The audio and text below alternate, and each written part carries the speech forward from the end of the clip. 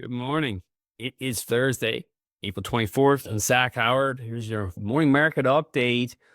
What I'm looking at, signals start today. South Korea, global macro. Let's start it off here last night.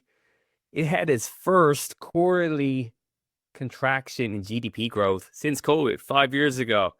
A lot of signposts continue to line up with similarities, the similar macro sets back 5 years ago. So South Korea, big exporter around the globe, big manufacturer. Those tariff impacts, companies are already planning ahead in the months and quarters ahead in 2025. They need to raise capital in lieu of having working capital availability through liquidity of commercial banking and other means. The easiest form to raise capital is you cut your expenses if you're a company, especially in your manufacturer. What's the first thing you do? You fire people. You get your labor costs down. That is the immediate thing you can do to reduce costs and improve your working capital. That's what we're seeing. U.S. mortgage market, pretty poor readings here yesterday. Mortgage applications, big week over week decline in part to rising 30-year rates here out the U.S. 30-year bond.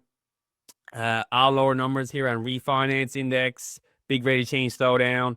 MBA purchase index, big rate of change slowdown. Building permits, better than previous, but missed your expectation.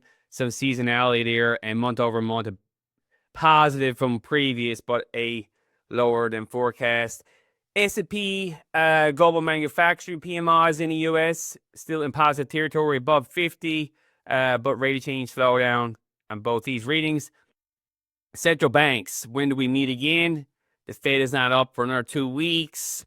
By then, this disinflationary data continues to build, giving credence for a 25 basis point cut. We already know the ECB is going to continue to cut along with the Bank of England.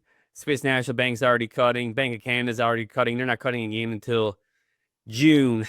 So a little bit pre there in the bond market in Canada. 5-year yield rises. Volatility. Let me say this again. Write it down. If you are paying attention, volatility stops or breaks markets, not price.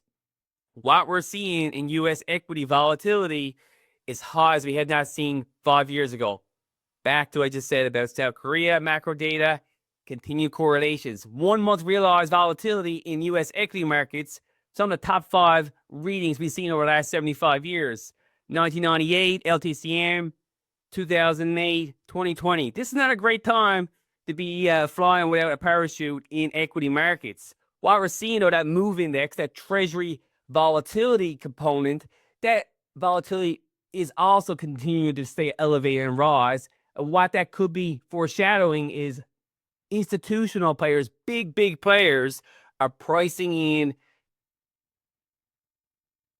expectations that the Fed or fiscal policy via Treasury is coming in the months ahead. And they're looking to hedge risk, not with puts on U.S. equities, but basically lower yields on that short-term duration bonds. We've seen volatility continue to cluster in other assets, and we have complacency in the S&P 500 and those bag 7 mega cap names where people are not buying protection. There continues to be massive vol discounts ahead with these bounces, setting up for another lower low, lower high. We see lower low, lower highs across the board in natural gas and oil, which kind of plays into this global slowdown. However, Dr. Copper is in a bullish trend.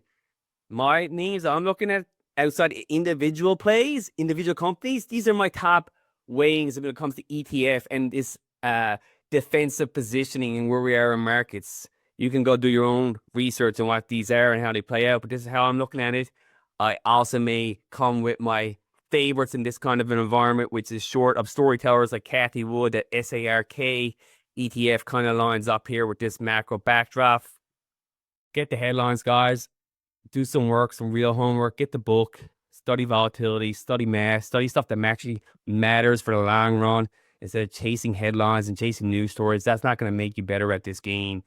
You need to get better at doing the real work. Get a notebook. Take notes. And that's what I got for you today. I will see you tomorrow.